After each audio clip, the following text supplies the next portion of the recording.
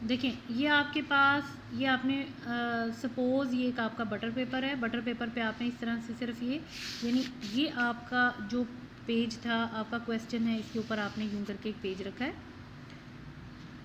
आपने डॉट्स लगा लिए, जितने भी निशान है प्लेस कर लिए। उसके बाद आपने सिर्फ स्केल से, with the help of scale, hold it tight, यहाँ से आपने इस तरह से आप ज्वाइन करेंगे। ये देखिए मैं आपको ज्वाइन करके अब दिखा, देखिए ये आपने ज्वाइन कर लिया है, ये आपको पता है, मैं आपको करवा रही हूँ एक्सरसाइज 12, और इसका आपके पास क्वेश्चन नंबर 2 है।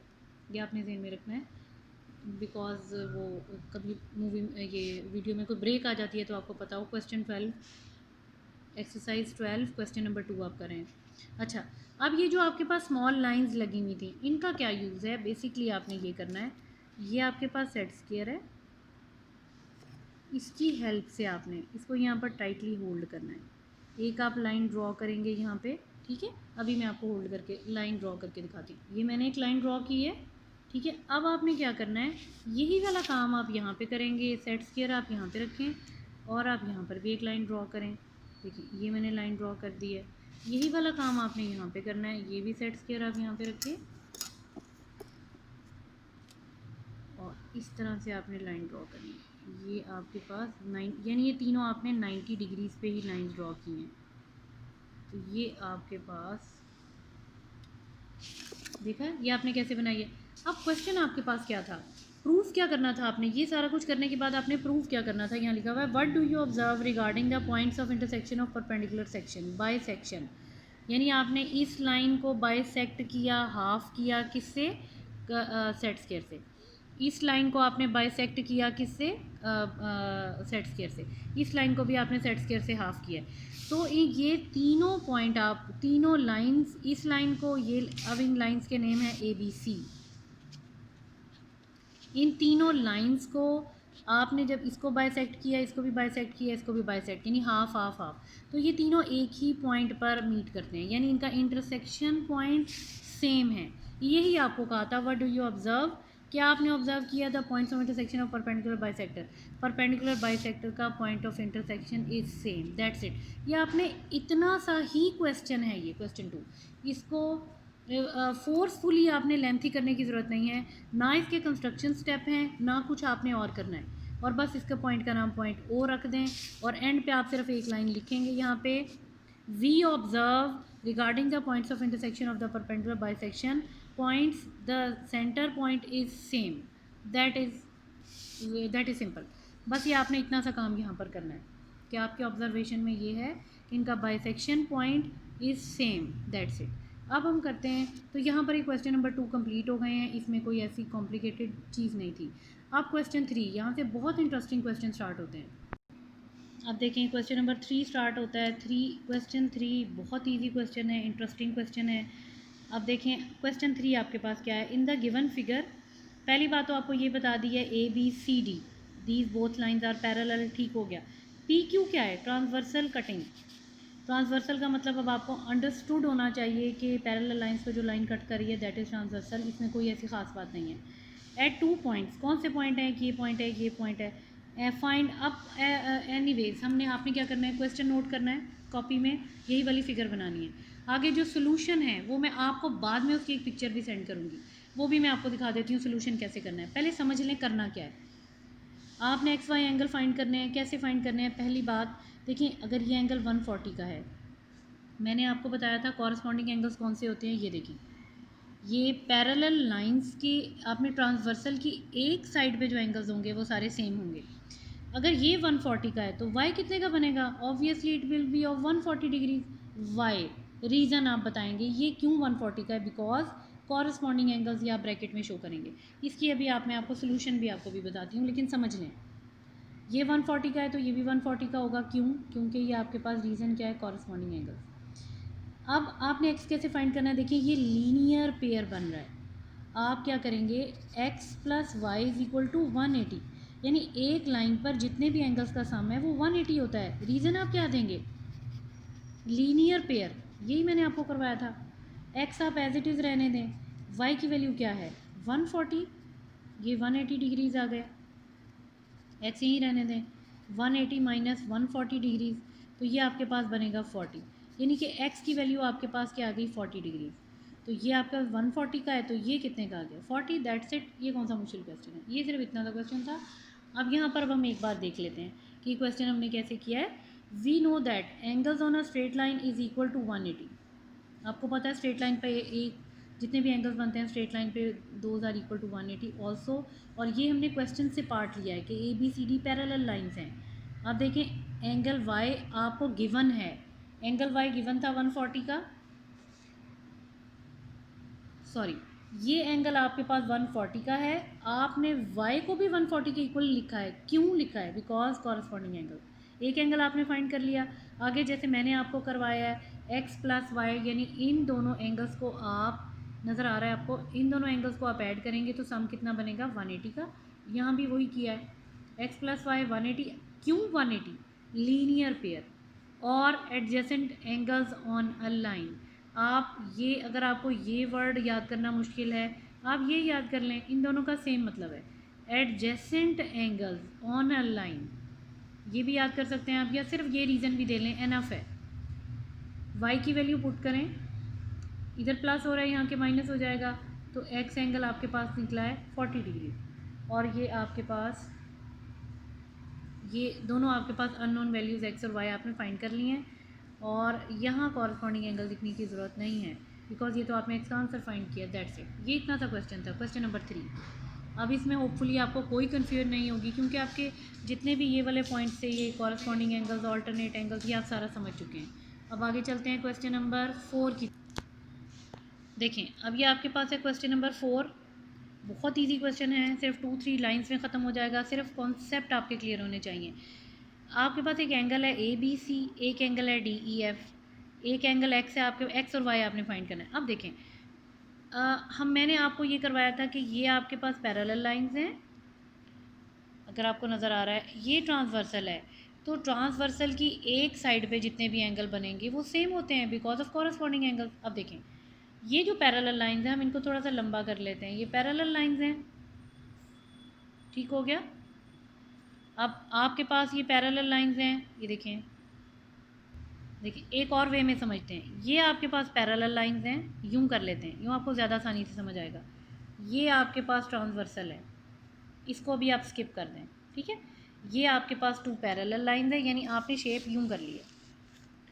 ये आपके पास पैरेलल लाइंस हैं, और ये अभी आप स्किप कर दें ताकि आपको समझने में, ये आपको समझने में आसानी होगी। ये आपके पास पैरेलल लाइंस हैं, ये एक ट्रांसवर्सल गुजर रहा है, तो ट्रांसवर्सल की एक साइड पे जितने भी एंगल्स बनते हैं वो सेम होते हैं बिकॉज कॉरस्पॉन्डिंग एंगल्स। अगर ये 65 डिग्रीज है तो ये भी 65 डिग्री का बनेगा।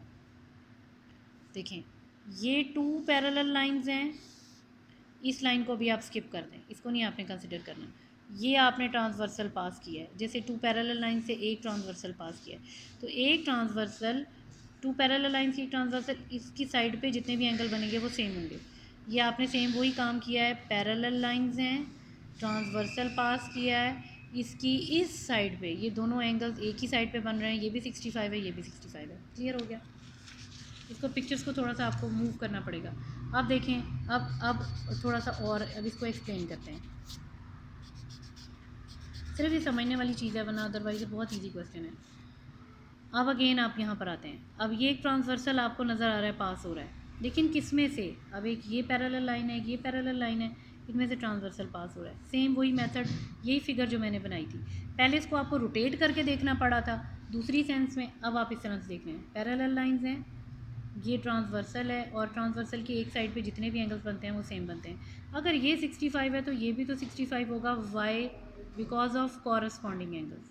ये भी कॉरस्पॉन्डिंग एंगल, ये दोनों आपस में कॉरस्पॉन्डिंग है क्योंकि ये ट्रांसवर्सल लाइन है, अब ये ट्रांसवर्सल लाइन है, और ये दोनों कॉरस्पॉन्डिंग एंगल्स हैं, सिंपल इज़ दैट। अब यहाँ पर आते हैं, अब देखें इसके आपने सोल्यूशन किस तरह से करना है। ये क्वेश्चन आप इसी तरह से क्वेश्चन लिखेंगे पहले, फिर आप फिगर बनाएंगे, सोल्यूशन हेडिंग दें आप। अब देखिए यहाँ पर लिखा हुआ है A B and E D are parallel. पहली बात ए बी और ई डी, ये इसीलिए आपको बताया हुआ है कि ये पैरेलल हैं ताकि आप ये कॉरस्पॉन्डिंग एंगल्स को इजीली समझ सकें। एक्स आपके पास 65 का आ गया, ये 65 डिग्रीज है, क्यों, इसलिए ये 65 है बिकॉज कॉरस्पॉन्डिंग एंगल्स। नेक्स्ट पे हम आ जाते हैं। अब आपको ये भी कहा हुआ है कि ये वाले जो आपके पास बी सी और ई एफ, अब ये दोनों पैरेलल हैं, इसका मतलब है पैरेलल हैं तो ये कॉरस्पॉन्डिंग एंगल, ये आपके पास ट्रांसवर्सल लाइन बन गई। अब इसका मतलब है अगर ये ट्रांसवर्सल लाइन है, ये 65 डिग्रीज़ का है, तो ये वाई कितने का बनेगा, 65 डिग्री। तो इसकी भी रीज़न आप लिखेंगे कॉरस्पॉन्डिंग, यानी ये सिर्फ एक कॉन्सेप्ट है।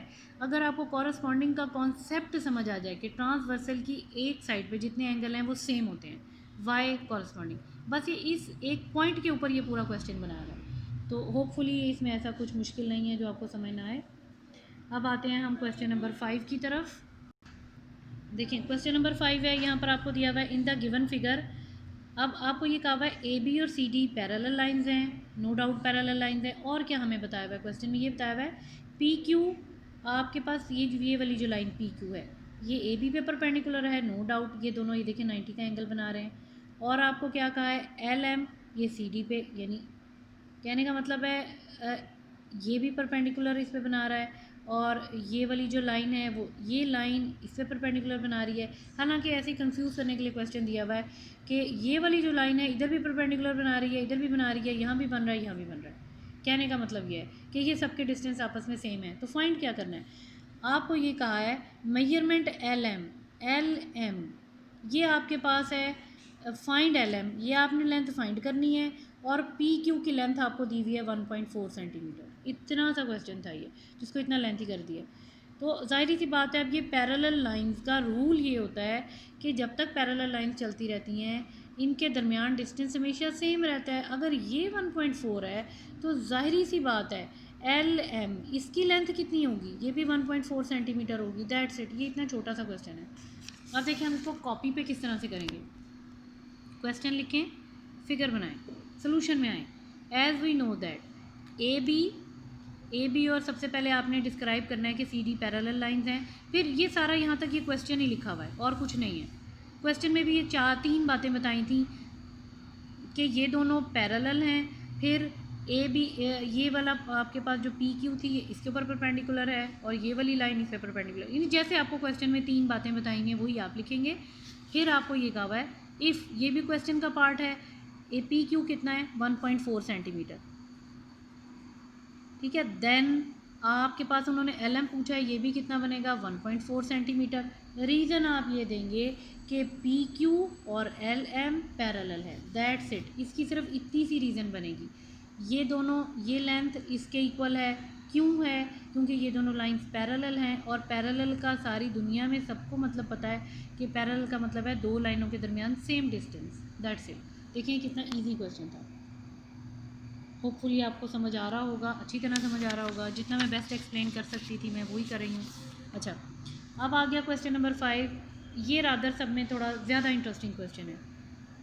देखिए इसमें क्वेश्चन में लिखा हुआ है फिगर एक बनी हुई है, क्लियर लिखा हुआ है A B C D parallel है, नो डाउट नज़र आ रहा है। अब इसमें दो ट्रांसवर्सल है, एक ये ट्रांसवर्सल है एक ये है, क्योंकि बहुत सारे बन सकते हैं। Evaluate the angles x y z, आपने सिर्फ ये एक्स वाई और जेड ये वाले एंगल आपने फाइंड करने हैं। अब ये आप एंगल कैसे फाइंड करेंगे, देखें ये किस कदर इजी क्वेश्चन है। सबसे पहले तो हमें तीन एंगल जो फाइंड करने को कहे हैं, पहले तो आपने बड़े ध्यान से देखना है, एक्स वाई जेड तीन एंगल फाइंड करने हैं, इन दोनों को तो छोड़ दें। पहली बात ये देखें, ये ट्रांसवर्सल है, ये नज़र आ रहा है आपको, पैरेलल लाइन पे ये लाइन क्या है ट्रांसवर्सल, ट्रांसवर्सल के एंगल ट्रांसवर्सल लाइन पे जब एक ही साइड पे जितने एंगल बनते हैं वो सेम होते हैं। यानी अगर ये 60 है, पैरेलल लाइन के ऊपर बना हुआ है, ये भी पैरेलल लाइन के ऊपर है, अगर ये 60 है तो ये भी तो 60 डिग्रीज ही होगा।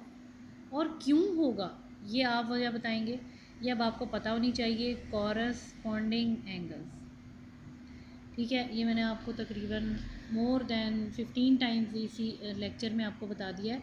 कॉरस्पॉन्डिंग एंगल्स हैं, ये ट्रांसवर्सल लाइन की एक साइड पे जितने एंगल्स बनते हैं वो सेम होते हैं। चले, एक तो हमारे पास क्यू सॉल्व हो गया, ये 60 है तो ये वाला भी आपके पास 60 होगा।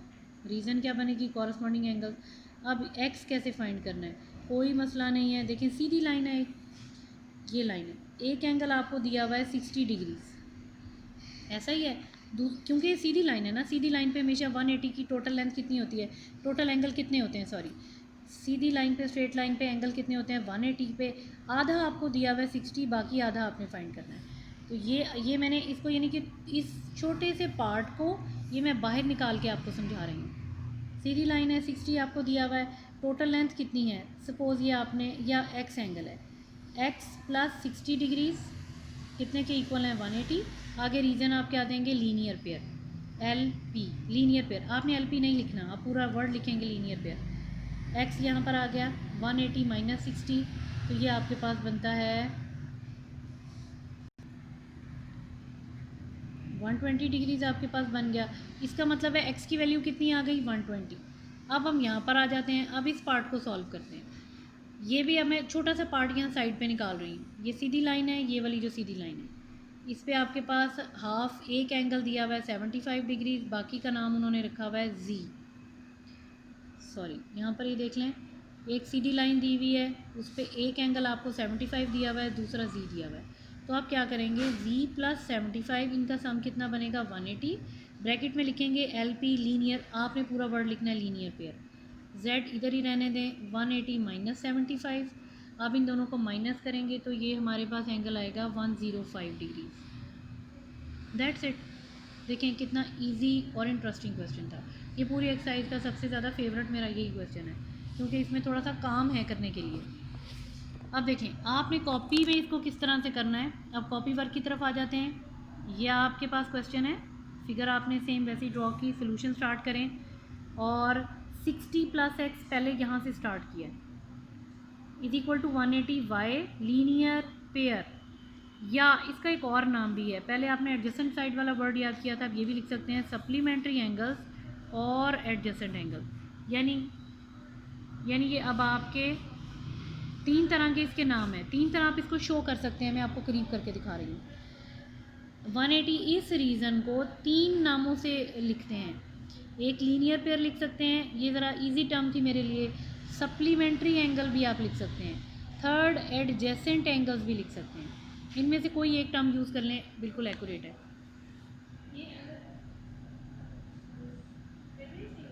अब ये देखें x है 160, इधर माइनस कर दें, वही जैसे आपको बताया, ये 120 आ गया, नहीं एक एंगल आपने फाइंड कर लिया। अब आपने y कैसे फाइंड किया है, इजीली आप जस्ट लिख दें y is equal to 60, y 60, भाई सीधी सी बात है, आगे आ गया कॉरस्पॉन्डिंग एंगल्स एक और फाइंड हो गया फ्रॉम फिगर। तीसरी चीज़ आपके पास क्या थी, 75 प्लस जी 180 लीनियर पेयर, z की वैल्यू फाइंड करें, यह आपके पास बनता है 105। That's it. ये आपकी एक्सरसाइज यहाँ पे 12A कंप्लीट हो गई है। इसके बाद आपने क्वेश्चन नंबर इसके 7 और 8, ये क्वेश्चन आपने नहीं करने, ये क्रॉस करना है, ये अभी इस एक्सरसाइज में आपके हम नहीं करवा रहे, तो ये सिर्फ आपने 6 तक करने हैं। अब होपफुली आपको ये एक्सरसाइज बहुत अच्छी तरह समझ आ गई होगी। तो बस आप ये एक बार अगर आपको कुछ कन्फ्यूजन भी है तो जो चीज़ें हैं उन्हें आप रिवाइंड करके देख लें, वीडियो आप बार बार मतलब फ्लैशबैक में आप जाएं, जाके देख लें, आप रिवाइंड करके देख लें थोड़ी, तो ये आपको इंशाल्लाह बहुत अच्छी तरह समझ आ जाएगी। फिर भी आपको कोई कन्फ्यूजन हो तो आपके पास मेरा ग्रुप में भी नंबर है, आप वहाँ पर मुझे कॉल कर लें, मैं आपको फिर दोबारा समझा दूँगी। Thank you.